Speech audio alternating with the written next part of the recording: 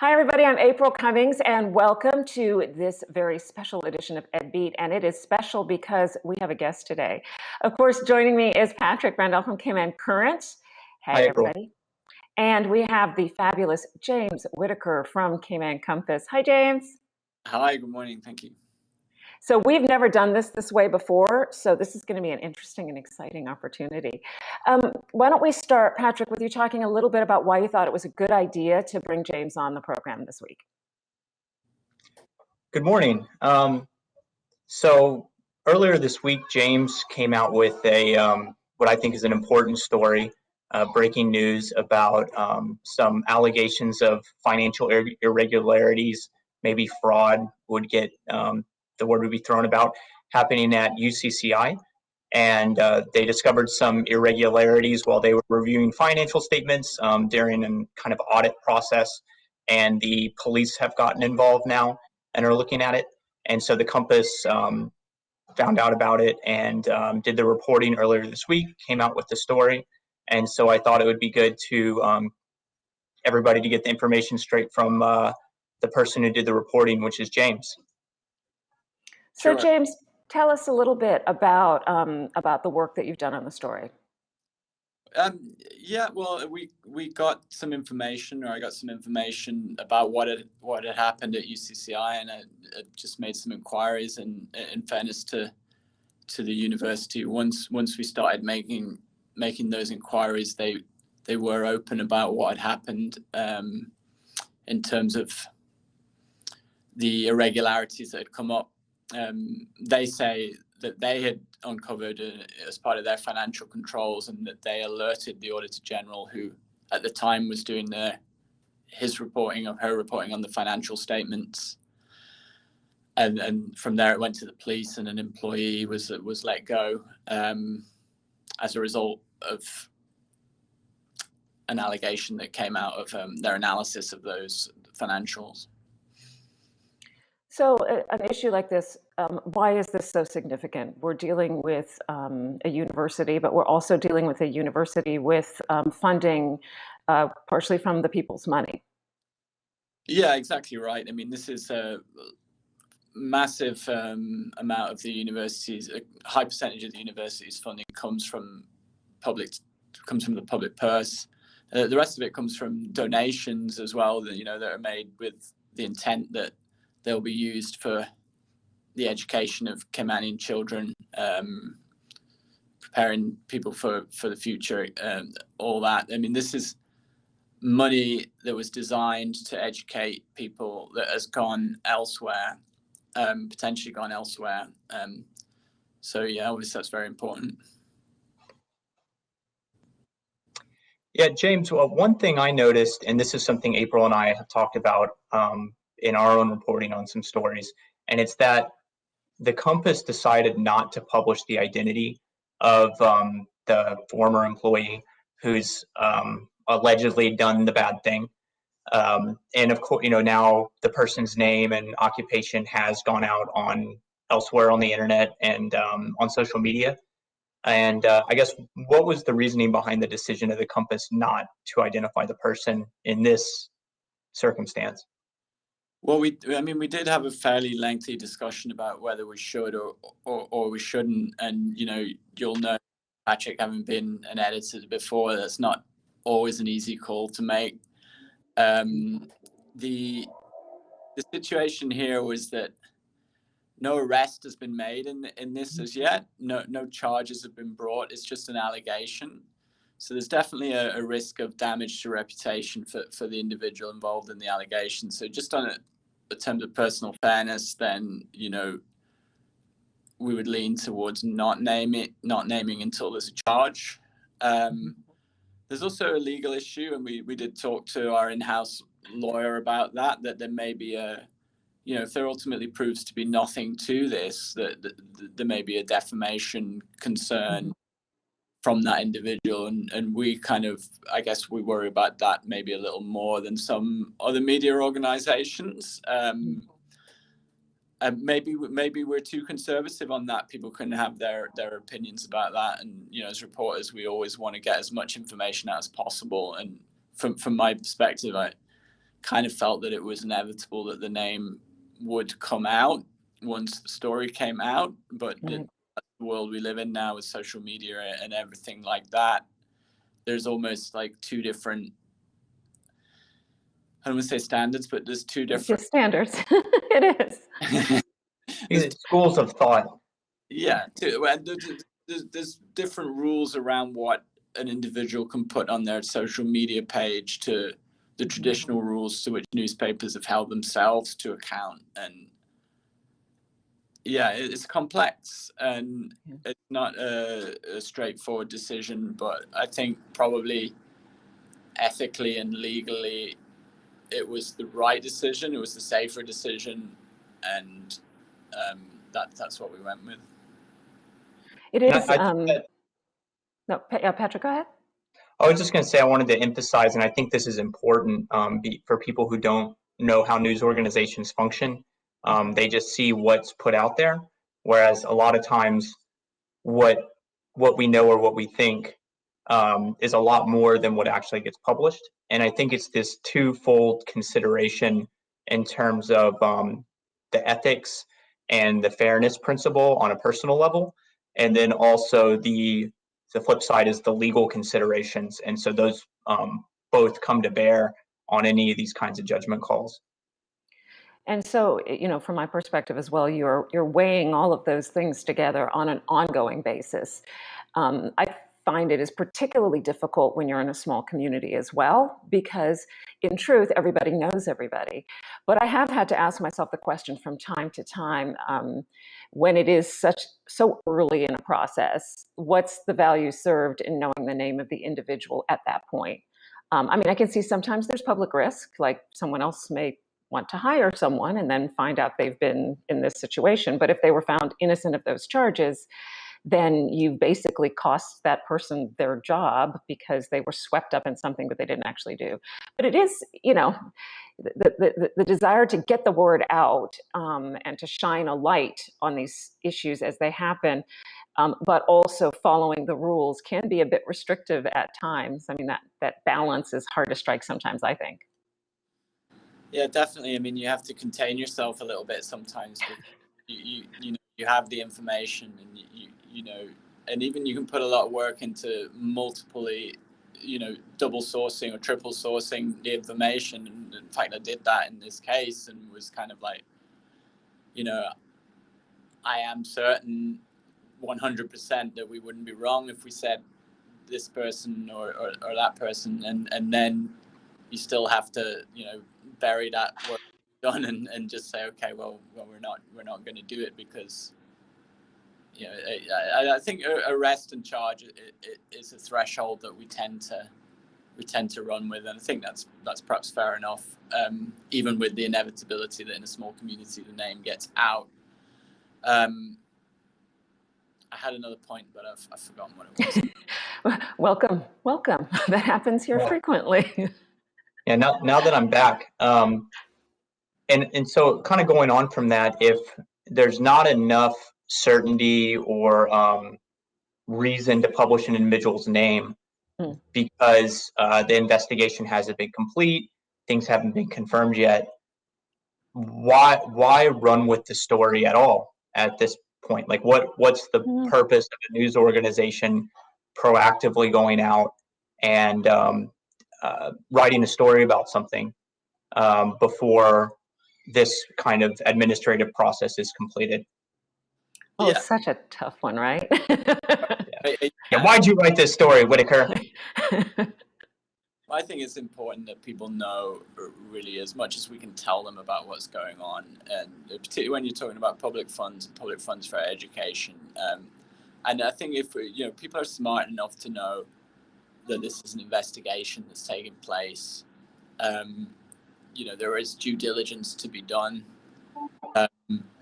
The auditor's now involved, the police are now involved.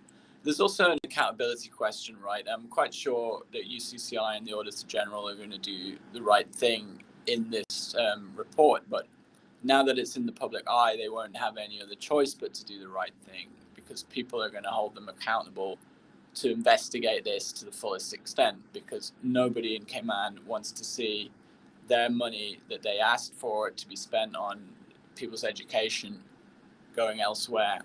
And I think the UCCI and the Auditor General, obviously, and the police accept that responsibility, but it's out there, and they're going to have to do that now.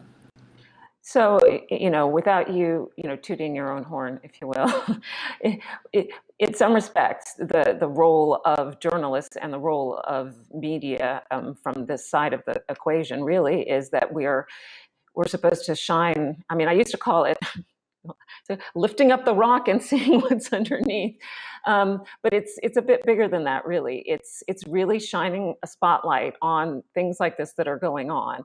I don't always see the negative of the story. Sometimes I actually see, hey, look, you put some protocols in place, or you put some new systems in place, and it brought to light certain information. That is as much a story to me as that something happened in the first place, if that makes sense. But I do believe that if you're not constantly sharing with the public what's going on with their money, how it's being used, is it working? Is it being used effectively? I think if we ignore that stuff, it creates a greater sense of apathy in general, which isn't good for anybody. Yeah, I mean, there's a common misconception about what positive and negative stories are, right? And I think a positive story is everything's cool, everything's great. Whereas the positive story can be, this is going wrong here, and now people know about it, and now they're going to deal with it. It's going to get fixed, or we're heading for fix. Nothing gets fixed if we pretend everything's okay when it's not. And in fairness to UCCI, in this case, at least from their telling of what happened, this was something that came about as a result of measures that they put in place. That obviously, I'm sure they didn't want to uncover something untoward, but the fact that they did suggests they have a more successful internal protocol on these things than they did previously. And it is, accepting that that's there. They're obviously trying to put a pleasanter spin on. Of course. And it's tough for UCCI in this case, right? Because we have the incident years back with Hassan Saeed, right? So it doesn't, even if everything is going beautifully since then, there's always a bit of a shadow hanging overhead. Are we being as diligent as we're supposed to be? Are we doing the right thing? And so you don't want to be the guy that's found to say, oh no, we made a mistake again. You know what I mean? Like it is a tough thing to sort of work your way through, which is why I think, from my view, not waiting for, what did you say when we were talking earlier? Not waiting for James Whittaker to call. It might be a good idea sometimes to kind of get out ahead of these things and say, hey, this is what we found. Not everyone's going to see it that way, but I certainly think there's a value in being the one to bring it to the forefront rather than waiting for everyone else to do it, or for it to come out, because it's on the gossip, mill. Is that a thing? Gossip mill, so to speak. It is now. I have just made it so. Could be a new website. Let me quickly, while you're talking, reserve the domain name, and we'll continue on. And I think it's fair to say that in the case of the infamous Syed, who is he still in Northwood? That's a good point. Still sentenced in Northwood, whether he's actually still there. Sometimes they have a kind of early release or day release aspect, but he had an sentence, which was, I want to say it was about 4 years ago, but I'm not sure. Yeah, but I think it's fair to say that we don't know for certain what exactly the extent of any wrongdoing is in this situation. But I think it's fair to say that whatever's happened has been caught far earlier in the process now than it was with former President Syed. So they've found the irregularity sooner, and something's being done about it a lot faster than it was a number of years ago. And systemically speaking, the universities that are proceeding down the path of accreditation processes, by the way, for different entities, that also will have an impact too on catching irregularities. Not always the financial ones, but other things. So, if you don't have the right credentials, that process involves proving that you have all of the things you're supposed to have for all the folks. So that is something that's in place now that as I recall, wasn't in place back in yeah, I think that's all been pretty new, actually. Yeah, so I would say they have other protocols in place too that would assist with ensuring that things are as they should be. I didn't ever enjoy the accreditation process because it's so much work. It's, there's a long list of things, and you have to go. It's a lot like an audit, actually, right? It's similar to that, where they kind of go through and check all the boxes. And so, interestingly enough, I think between that and the sort of accountability we see in terms of the Auditor General's office, I think together those things have bound to be making it a bit better for UCCI to be able to say, yeah, we're on top of these things.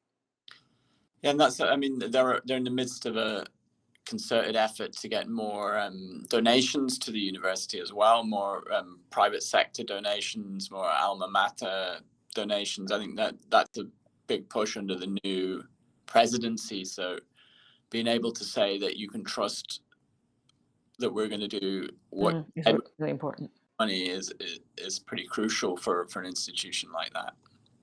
Yeah, fair enough. Yeah, I note in the university's response, they did take the time to specifically state that all the private donations are ring fenced and earmarked, and so the private, the private donations are going, they say they're going where they're supposed to, and it's not affected by this situation. So I think that's it's kind of interesting to see when somebody makes a response, kind of what their priorities are in terms of going on and saying, like you said, we're pushing for more private donations. So please be assured your private donations aren't affected by them. Yeah, I did ask them specifically that, if they could reassure people that the government, the private donors could trust them with their money, and that, that's obviously a key concern that would come out of this for the school. But yeah, to your point earlier, April, they could have come out proactively and talked about this in March or April, I think it was, when it was first discovered. And this is not just UCCI. It seems a pattern here that people would much rather wait and see, and it's probably true everywhere, actually. Nobody holds their hand up and gets ahead of it. They wait to see if somebody finds out, and then they play defense after the fact. And yeah, and that's fairly common. But is it the correct strategy? I don't know. Maybe it is if nobody ever finds out. Yeah, but invariably stuff comes out. Maybe not all the time, but and again, especially in small communities like ours, somebody's going to say something to somebody about something somewhere.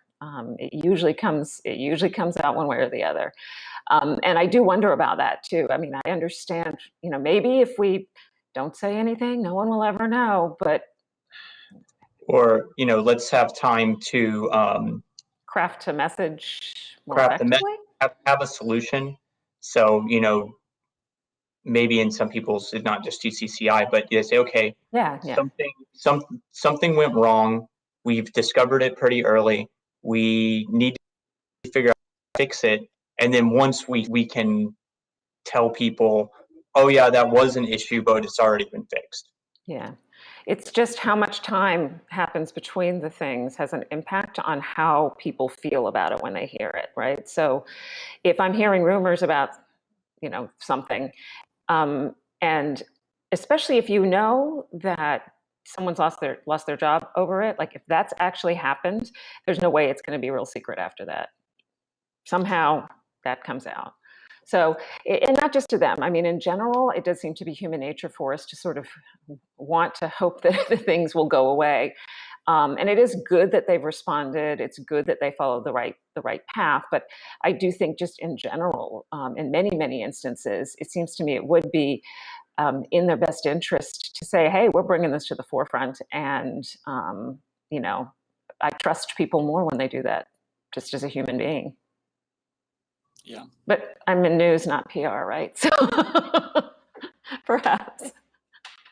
All right, so James, one thing anything else you want to add before we change topics real quick? Yeah, I don't think so. I think, one thing actually, when we were talking about the connections with Saeed and maybe even the timescale of reporting these things, is that, you know, the individual in question is now off island. Whether that is for personal reasons or whatever, you know, the ability for people, particularly people who are not from here, to escape justice if an investigation ultimately finds them responsible is increases over time, right? And particularly if they've got reason to go away and no reason to come back. We saw that with Hassan Saeed, who absconded from the jurisdiction for several years before he was ultimately caught in Switzerland. So, you know, that's a factor too, although in this instance, I'm not sure that it prevented that, given that there's no arrest or charges have been made. Just in general, that can be a factor as well. Yeah, that is an interesting point, and it's one I've heard quite a bit over the years as well. So, James, what we like to do here is to chat a little bit about what's going on in Cayman Current each week. Now that we've talked about the Compass, well, Cayman Current and the Compass too, both. So, Patrick, let's chat a little bit about your stuff. What's happening? Well, just a couple bullet points. One of the things yesterday, I had a really good conversation with the leaders at Montessori by the Sea, which was the first school offering primary education to get an excellent rating. And they got excellent in all individual areas.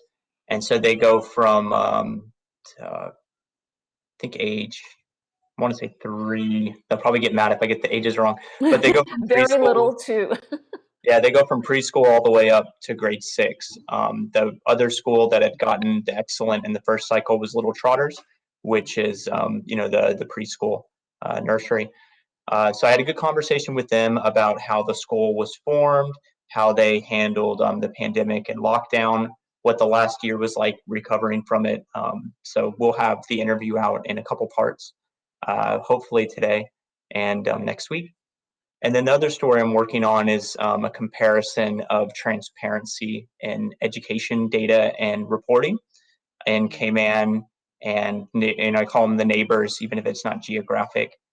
So the BOTs in the Caribbean, and then kind of the first world benchmarks, US, UK, Canada. And that's things very basic, like can you access year 11 exam scores for the country or for individual schools? And I think what you'll find is, you know, I think there's a lot of improvement needed in transparency in Cayman. But if you look, like in a lot of open record situations, we set the standard for not only for the Caribbean, but for the other BOTs. We're a lot more proactive, even compared to, say, Bermuda. And but then when you compare us to the US, UK, Canada, they have far more detail and far more specifics. So there's still a lot of, you know, we're doing some positive things, I think, and it's getting better over time. But there's a lot of, there's a long way to go. And what spurred that story is, I think it was the former education minister in Bermuda came out and was very vocal about the lack of reporting on these basic year 11 exam scores for the Bermuda public schools, and really called out the folks, the government there. You know, I think it was along the lines of when's the last time that anybody ever heard what the high school exam scores were?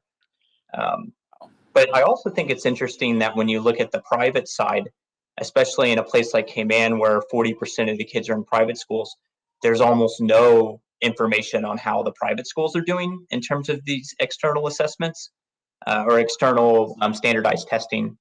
And that actually is true even up through the first world countries. You know, they'll have a wealth of information about the public schools, but almost nothing about the private schools. But of course, 5% or less of students are typically in these schools in the larger countries.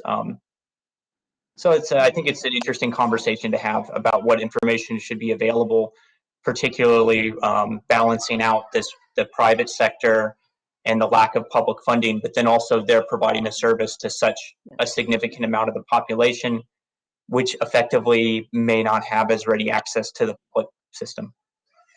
And say what we will, but we're not just educating people who are going to leave and go back to somewhere else. There are many children in these schools who are going to stay and live in this country. Many Caymanians, many will be Caymanians at some point, and so assessing the quality of education. I know the OES is what I've said. It's a good first step in terms of scrutiny, but it is, I think, important as well to see how everyone is stacking up in terms of testing, and all the related matters around it, because you can't really make judgments without having data and good information, in my view. I think there's an element of consumer choice that in the private sector that perhaps people think they can, well, you're a customer, you can go to the public school, or you can take your business elsewhere if the results aren't there, which is not the same if economically or because of where you're from, you go to the public school. So it's very clear that public school external exam results should be transparent, and they should be available quickly. I think they should also be in private schools, to be honest, but it's not a cut and an argument, I guess. Yeah, well, maybe we can harass them on that one for a while. Yeah. And I think it's, for me, I think it's an important first step is clearly outlining, if you're comparing apples to oranges, what exactly you know about the apples, and what about that don't you know about the oranges? Because then people know that we didn't know that about these schools.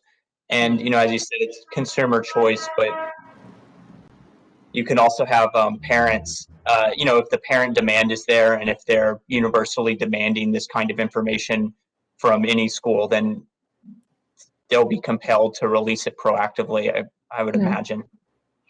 And it's not to say that they're not releasing the positive results proactively. Everyone seems to do that one, but it from my perspective, the government is kind of responsible for. It's not college education or university education they're responsible for. It's actually, unless something changed in the rules, it's primary school education up through what I would call the equivalent of middle school, right? That's just high school. So I think, we do have a responsibility to oversee that as well. It's not for me just because parents want it. It's because it's important for us to make sure we really are looking at it across the board. Plus, that's also how you learn from each other too, right? Like, it's taking a closer look at what the different entities are doing that you are or aren't, or they are or aren't, and improving along the way. But I'm a bit idealistic sometimes about that. So, guys, we are out of time. This is because I have to take the cat to the vet. I just lay it out there. Had to be done. But thanks so much, James, for spending time with us. It's great to see you. Hopefully you'll come back again. Sure. Thank you, guys. All righty. And of course, check out caymancurrent.org. Patrick always has great stuff in there. You can check out the Compass too, because, James has excellent work also. James is pretty good. He is. Not going to lie. All right. Thank you, guys. And that does it for us this week. We'll be back again next week with another exciting edition of EDBEAT. Thanks, everybody. Thanks, guys.